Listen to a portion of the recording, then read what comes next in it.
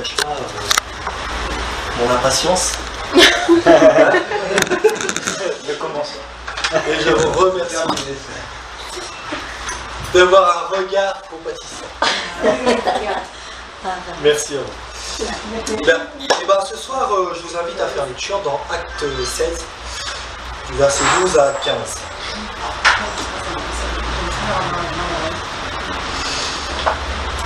De là, nous allâmes à Philippe, qui est la première ville d'un district de Macédoine, et une colonie. Nous passâmes quelques jours dans cette ville. Le jour du sabbat, nous nous rendîmes hors de la porte vers une rivière, où nous pensions que se trouvait un lieu de prière.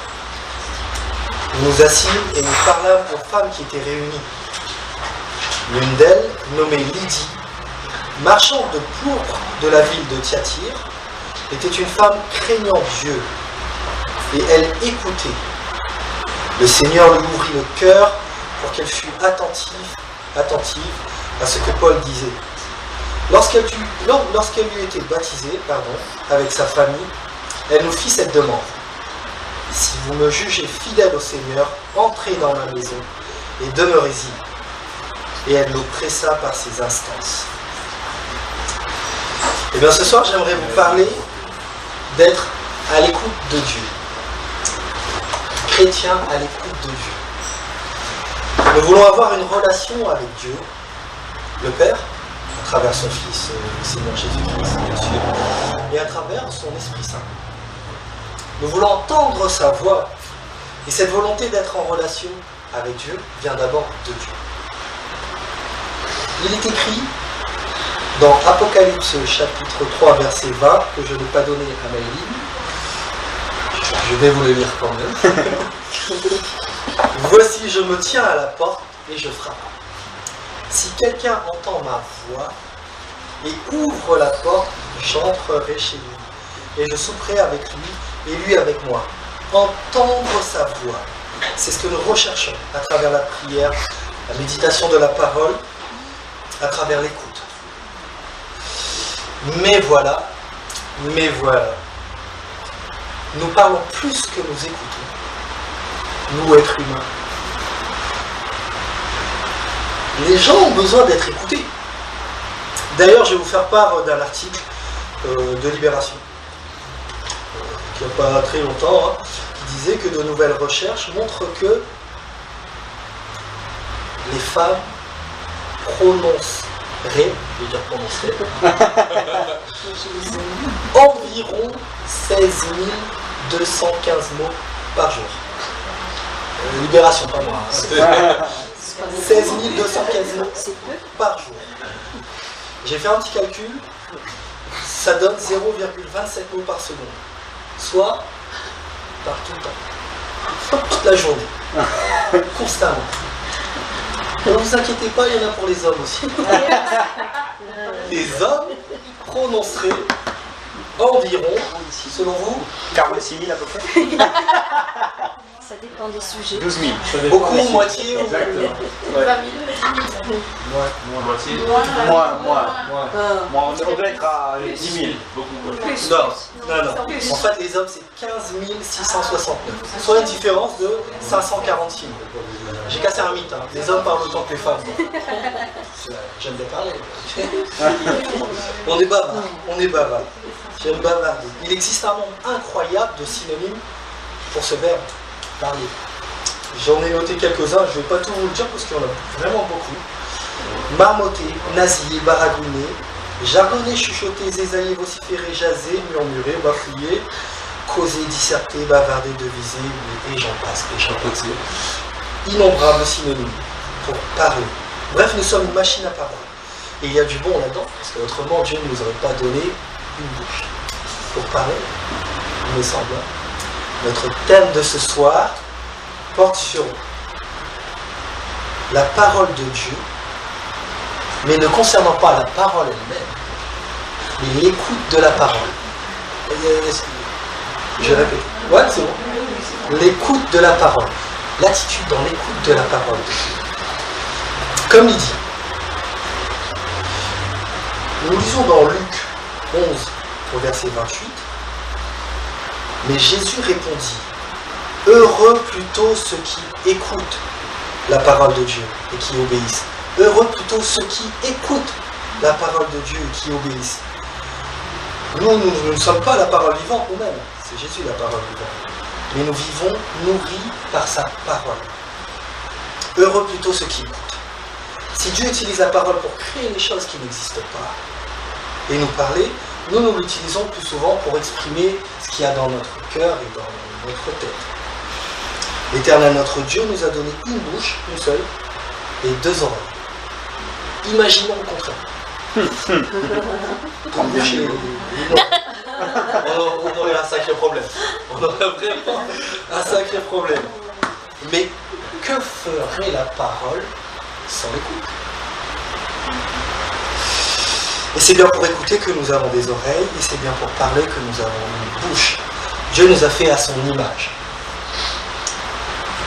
Dans Genèse chapitre 3, versets 9 à 11, on voit la relation entre Dieu et l'homme, entre Dieu et Adam. Ils conversent, ils parlent, ils écoutent et ils répondent. Mais l'Éternel Dieu appela l'homme et lui dit, « Où es-tu » Dieu parle à Adam. Il répondit, « J'ai entendu ta voix dans le jardin et j'ai eu peur, parce que je suis nu, je me suis caché. » Adam parle également. Et l'Éternel Dieu dit, « Qui t'a appris que tu es nu? Est-ce que tu as mangé de l'arbre dont je t'avais défendu de manger ?» Donc on voit là un échange, un dialogue. Dieu parle, Dieu écoute et répond. L'homme parle, l'homme écoute et répond. Dieu parle, Dieu écoute. Il nous a donné ses attributs, car Dieu veut une véritable relation avec sa créature. Avez-vous remarqué que le bruit ne nous surprend pas à l'habitude, mais le silence déclenche quelque chose en nous. Par exemple, si on va un dimanche ou un autre jour, dans les hauts, pique-niquer, prendre l'air et tout, et qu'on va, j'ai vu ça au Mac, dans les hauts, dans la forêt, on va dans la forêt, plein cœur de la forêt, tout à coup, on n'entend plus rien. Et là, il y a comme quelque chose qui nous dérange. Parce qu'on a l'habitude d'entendre des sons, d'entendre des bruits. On baigne dedans dans un océan de bruit. Et parfois même pour nous faire entendre, on augmente le volume de notre voix. On a l'habitude d'entendre du son, de faire du bruit, de faire partie de la cacophonie en fait. Et ce bruit vient à nous sans que l'on soit demandeur. On reçoit. Parfois on subit même. Mais également on aime être écouté. On aime être entendu. De l'autre, mais surtout de Dieu. On est souvent en train de lui demander, dans nos prières, d'écouter ce qu'on a à lui exprimer. Seigneur, écoute ma prière. Dieu entend ma voix. Et j'ai pris pour cela quelques versets dans le psaume 5, où David s'exprime. Et il parle à Dieu. Et c'est très parlant, justement. Prête l'oreille à mes paroles, ô Éternel. Écoute mes gémissements. Sois attentif à mes cris, mon roi et mon Dieu. C'est à toi que j'adresse ma prière. Éternel, le matin tu entends ma voix. Le matin je me tourne vers toi et je regarde.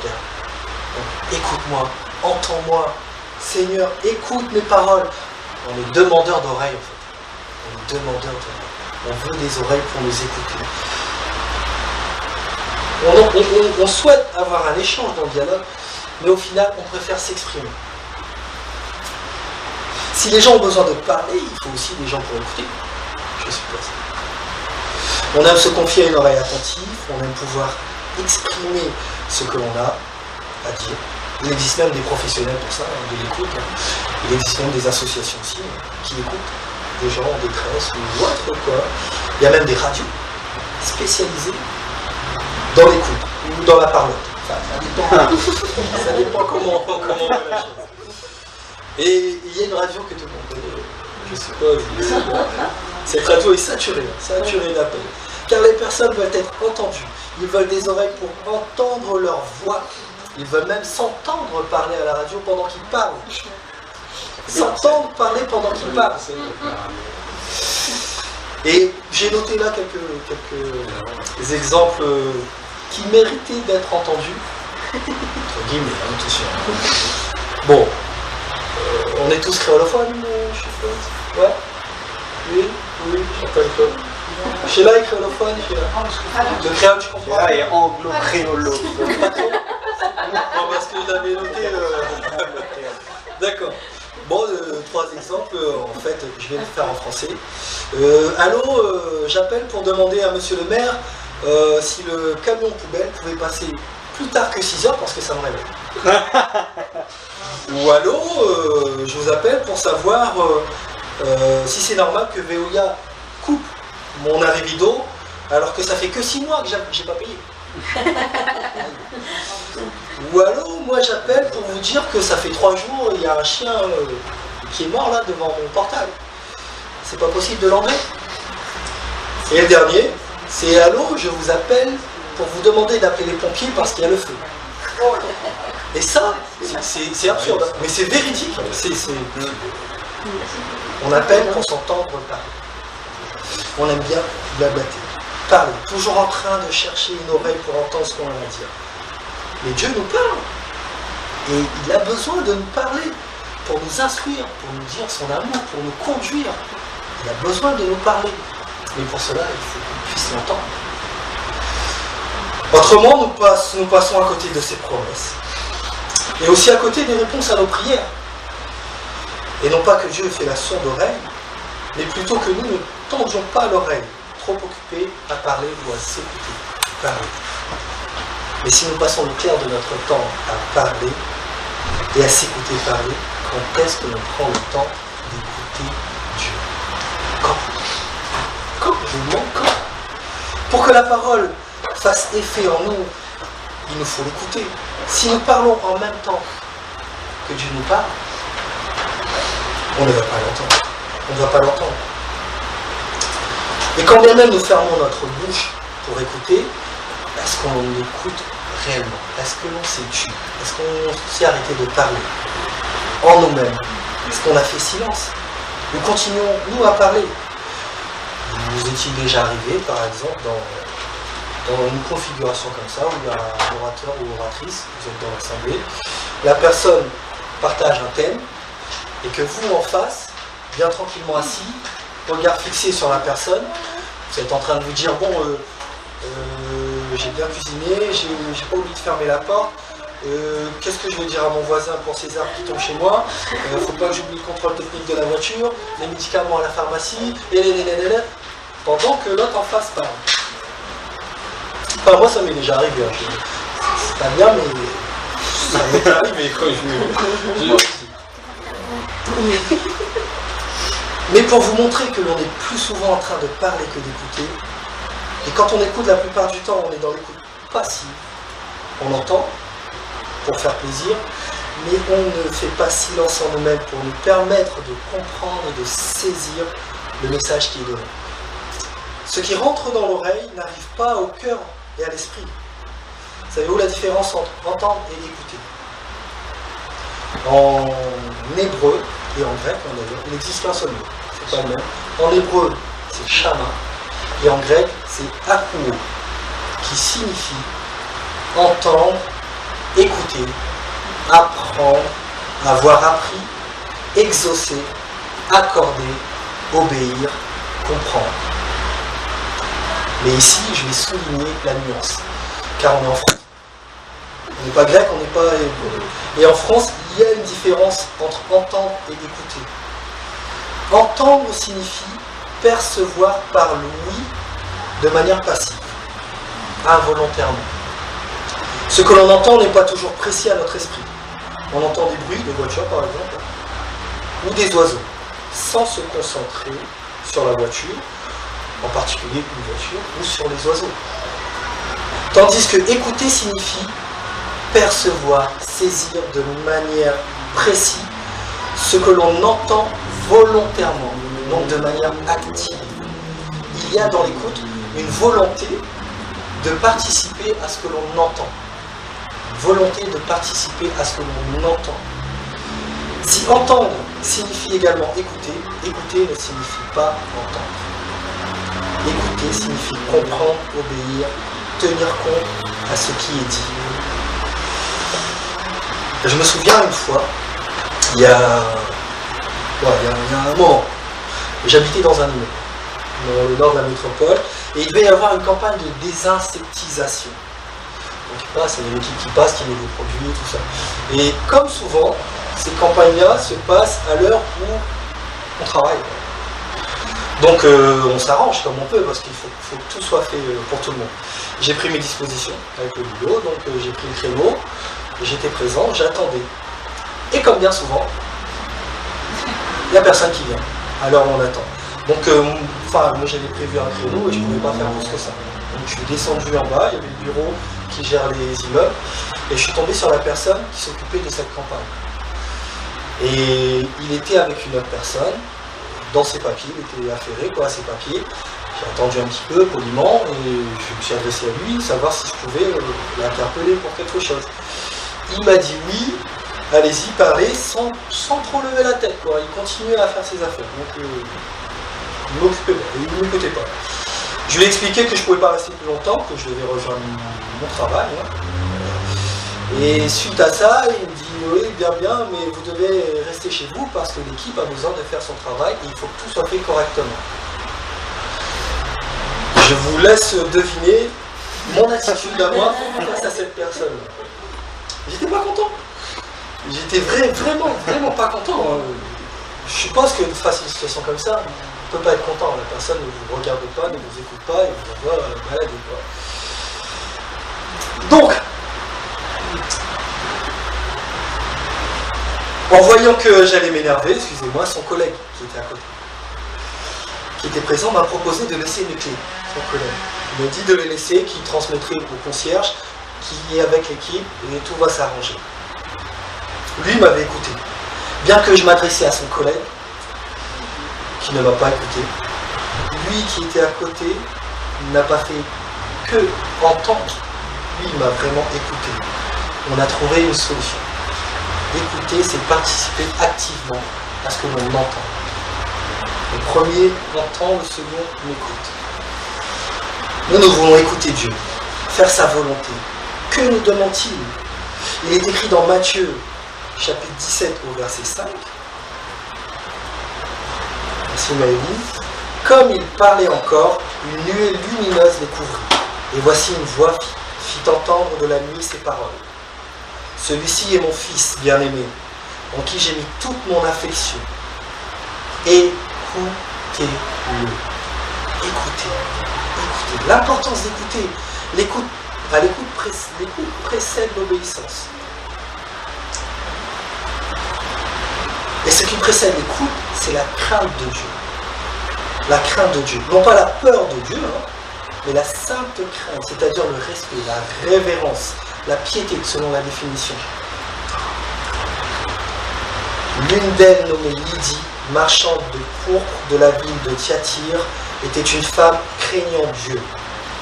Elle avait du respect pour Dieu, pour sa pureté, pour sa grandeur. Elle était dans la crainte, donc disposée à écouter. Nous qui sommes des chrétiens, nous sommes tous des chrétiens, nous avons la crainte de Dieu, nous avons le respect de Dieu. Nous avons un profond respect. Et nous sommes prêts à écouter Dieu nous parler. Mais le faisons-nous correctement? Faisons-nous silence de nous-mêmes pour nous permettre de méditer sa parole. C'est-à-dire ne pas projeter nos propres réponses ou solutions dans la bouche de Dieu. Mettre nos envies dans la bouche de Dieu. Faire silence. Et faire silence avec l'assurance d'être écouté de Dieu. L'assurance d'être écouté de Dieu. Marc 11, 24, s'il te plaît Maëlie, il est écrit, c'est pourquoi je vous dis, tout ce que vous demanderez en priant, croyez que vous l'avez reçu, et vous le verrez s'accomplir. Croyez que vous l'avez reçu et vous le verrez s'accomplir. L'assurance d'être écouté de Dieu. Dieu nous écoute.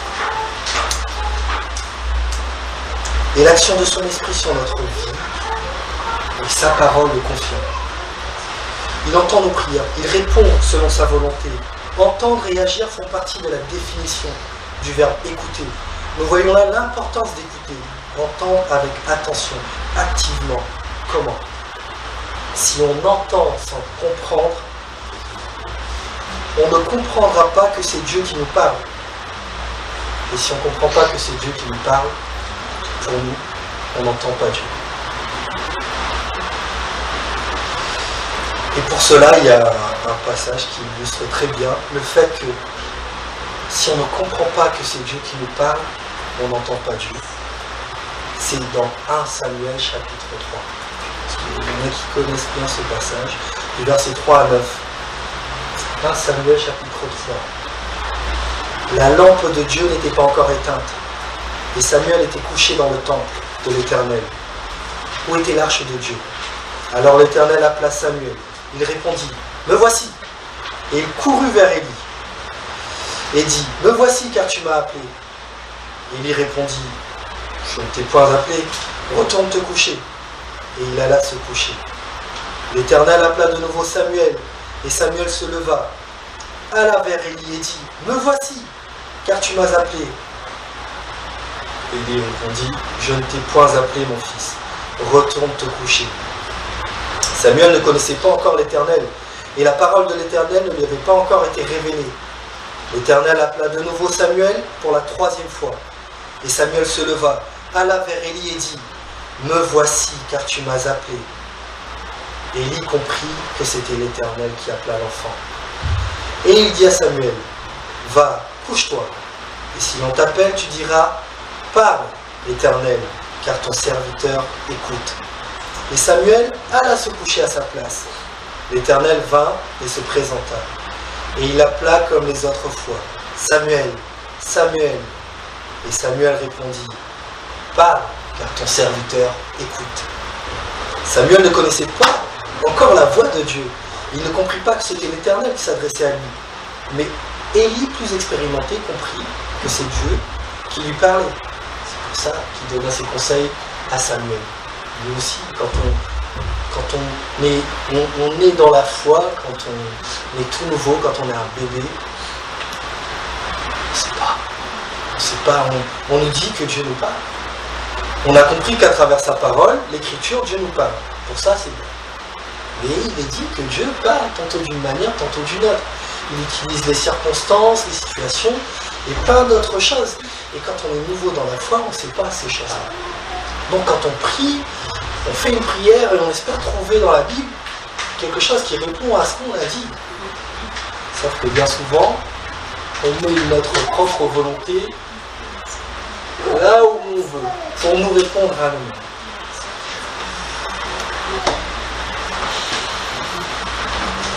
Et c'est normal qu'au début, on soit comme ça. Ce n'est pas parce que nous voulons entendre Dieu que nous allons comprendre tout de suite qu'il nous parle.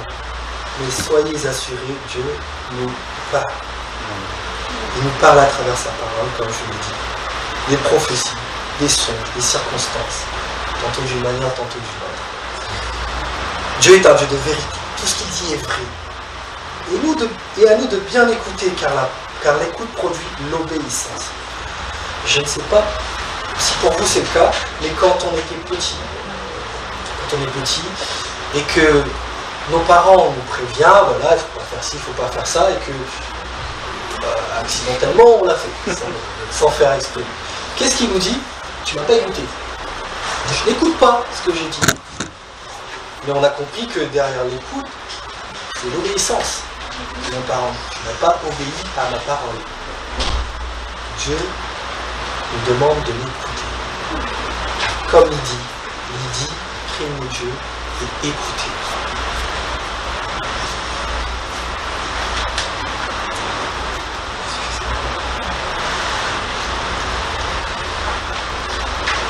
Au début de ma vie de chrétien, je ne savais pas trop comment entendre Dieu, comment écouter Dieu, sous quelle forme il allait me parler. Je savais qu'il existait, mais c'était tout. Mais Dieu est bon, et comme un père bon et aimant, il m'a enseigné, à travers sa parole bien sûr, mais à travers d'autres circonstances que j'allais découvrir bien après. Je devais rendre un travail. On avait dans notre petite assemblée du Nord, on avait un petit devoir à faire, c'était sur les disciples de Jésus. Et à la fin, il fallait faire un petit compte rendu, quoi, un petit résumé de ce qu'on avait vu, de ce qu'on avait compris. Et moi, élève très studieux. Merci. Non, mais j'aimais pas ça. Non, j'aimais pas ça. Parce qu'il fallait écrire, il fallait mettre de la forme dans l'écriture et tout ça. Ah, j'étais en stress.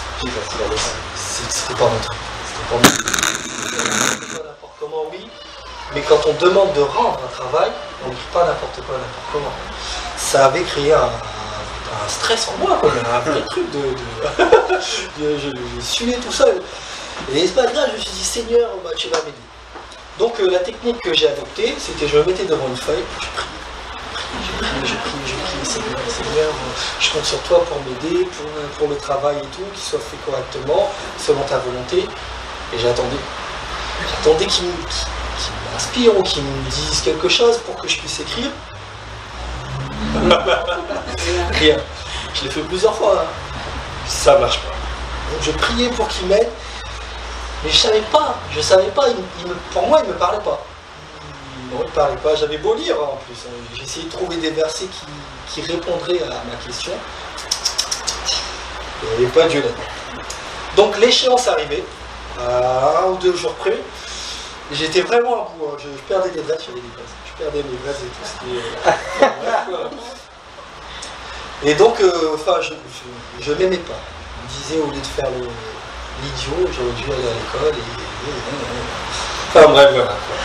Ce genre de tracaille, je suppliais le Seigneur de m'aider. Donc j'ai eu une idée. Je me suis renfermé à la maison à l'après-midi. Fermé. Et je me suis dit, là, de toute façon, à 1 jour ou 2 jours, je ne peux plus traîner. Donc je m'enferme, et quoi qu'il arrive, je termine mon boulot. Donc j'ai prié, et j'allais commencer. Au moment où j'allais commencer, toc toc toc. Non. Je dis non, j'ouvre pas, il faut que je termine. Parce que j'avais des amis qui avaient l'habitude de passer de temps en temps s'ils n'étaient pas. J'expliquerai plus tard, on verra. Donc je reste à ma feuille blanche et tout. Je prie, je dis Seigneur, aide-moi, et j'entends que ça continue à frapper. Je dis bon, il va se calmer au bout d'un moment, quoi. 5 minutes, non, il continue. J'ai attendu 10 minutes. Et c'est long, 10 minutes, et j'entends que ça frappe. Là, j'en pouvais plus, je vais y aller, et je vais l'envoyer bouler. Donc j'arrive, j'ouvre la porte, c'était dans ma tête, j'ai fait surprise, c'était le pasteur. C'était Paul le pasteur qui était là, en train de frapper et tout. J'étais mal, quoi, je voulais pas ouvrir à mon pasteur. Imaginez le truc, moi j'étais pas bien. Donc il a vu que j'étais pas bien, je lui ai dit vas-y entre Paul, et je lui explique, je dis Paul, je suis désolé, mais j'en peux plus. Je dois rendre ce que tu sais, hein, mais je suis pas bon à ça, et comme je sais que je suis pas bon, j'ai peur de rendre un mauvais travail, ce qui me bloque, et j'arrive pas et tout. Et là, il me dit, écoute, Fred, il disait Fred, c'est un anglais, il y a 2 mots, Fred. Fred, je suis venu justement te dire qu'il ne faut pas stresser. Il n'y a pas de problème, c'est pas noté, il n'y a pas de forme à voir, c'est juste pour voir si j'avais compris. Si on a compris, c'est juste noter quelques mots. Et Dieu m'a écouté. J'ai prié, Seigneur, aide-moi. Il vient de m'aider, en gros il me dit, mais juste ce que j'ai compris, point. Pas de forme, introduction, des trucs... que mon épouse fait très très bien. Moi je suis admiratif, c'est vrai, je suis admiratif des trucs au millimètre, quoi, le petit A, petit B, le A là. Je retrouve déjà là. Dieu m'a écouté. Mais moi par contre, je n'ai pas écouté. J'ai prié et j'ai voulu prendre mes désirs pour une réalité que Dieu allait m'offrir. Je n'étais pas dans l'écoute de Dieu. Je cherchais juste mon truc à moi, ma réponse. Et donc, encore la preuve, pour vous dire, Dieu a répondu à ma prière. Mais je ne savais pas encore que Dieu répond tantôt d'une manière, tantôt d'une autre. Et là, j'ai fait cette découverte.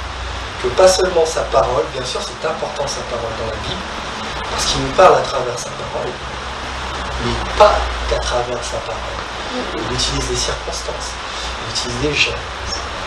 Par exemple, je pense que chacun d'entre nous a déjà entendu quelqu'un lui dire quelque chose, lui donner la réponse à la question qu'il avait posée à Dieu.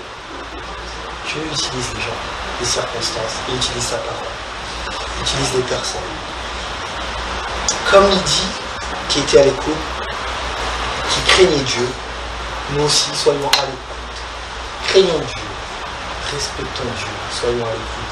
Parce que l'écoute permet au Seigneur d'ouvrir notre cœur pour pouvoir nous rendre attentifs à son écoute, pour pouvoir mettre sa parole dans notre cœur, parce que nous sommes le temple du Saint-Esprit, de son Esprit. Et si l'on est dans cette attitude de révérence envers Dieu, Dieu pourvoit. Il pourvoit à ce qu'on puisse l'écouter. Il pourvoit à ce qu'on puisse l'entendre. Pas quand on le décide. Quand lui l'a décidé. Pas selon notre envie, dans la Bible ou quelqu'un, selon ce qu'il a décidé. Soyons à l'écoute de Dieu. Restons dans la crainte de Dieu.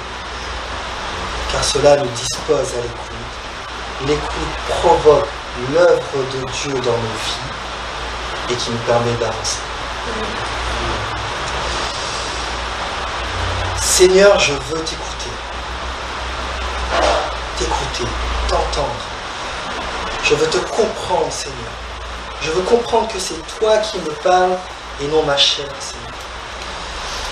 Écouter, te comprendre ce que tu veux de moi. Comprendre et obéir à ta voix, Seigneur, à ta parole, Seigneur. Écouter pour comprendre aussi quand je suis sur le mauvais chemin, Seigneur. Comprendre les circonstances que tu mets en place sur ma route, Seigneur. Permets-nous, Seigneur, aide-nous à être dans cette attitude d'écoute, savoir t'écouter, Seigneur. Chercher à entendre ta parole, Seigneur. Chercher à faire silence en nous afin de pouvoir entendre ta voix, Seigneur. Chercher à entendre ta voix à travers les circonstances. Chercher à entendre ta voix à travers la personne à qui on s'adresse ou la personne qui nous parle. Chercher à comprendre ta parole, Seigneur, afin que l'on soit